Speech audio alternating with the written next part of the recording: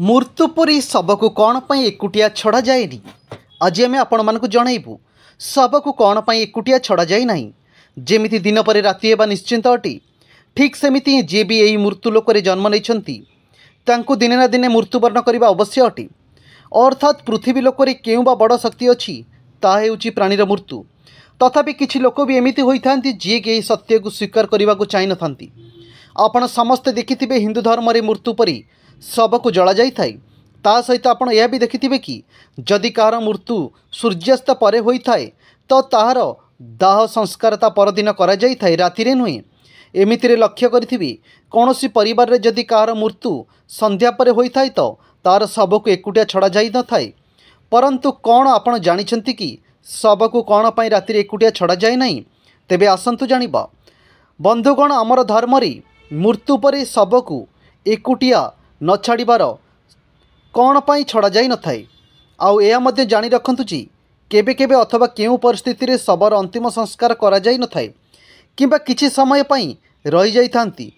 आपण को सबठारु प्रथमे जणाई देउछु कि हिंदू धर्म रे जदि कहार मृत्यु सूर्यास्त परे होई थाए ओ एहार शव को राति सारा घरे ही रखा जाई थाए।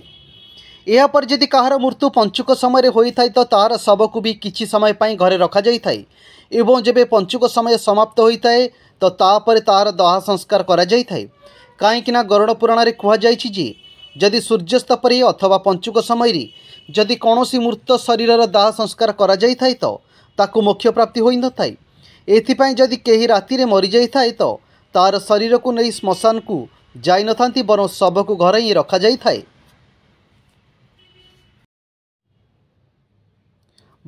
सकाळ हेबार अपेक्षा करा जाई थाए एवं एमितिरे मृत शरीर को भी गोटे मुहूर्त पाई भी एकुटिया छड़ा जाई न थाए एवं केही ना केही व्यक्ति शव पाखरे जगुआली भाव में जगिकी रही थाए। मृत शरीर को एकुटिया न छाड़बार सबुठारु बड़ कारण यह अटे जे जदि शव को एकुटिया छड़ा जाए तो यह होई पारे कुकुर बिलई जेमिति सब पशु खाईजिबे एवं गरुड़ पुराण अनुसार एमिति हेले मृत आत्मा को जमलोक मार्ग में बहुत कष्ट सहिबाकू पड़ी थाए। ता सहित एमिति भी मना जाई थाए कि जदि शव को एकुटिया छाड़ी दिया जाए तेबे सेथिरु गंध आसिबाकू लागि थाए। सेथिपाई यह जरूरी होई थाए कि सेठारे केही ना केही व्यक्ति बसी रही थाए एवं शवर चारिपटे जलई धूपक रखी थाए।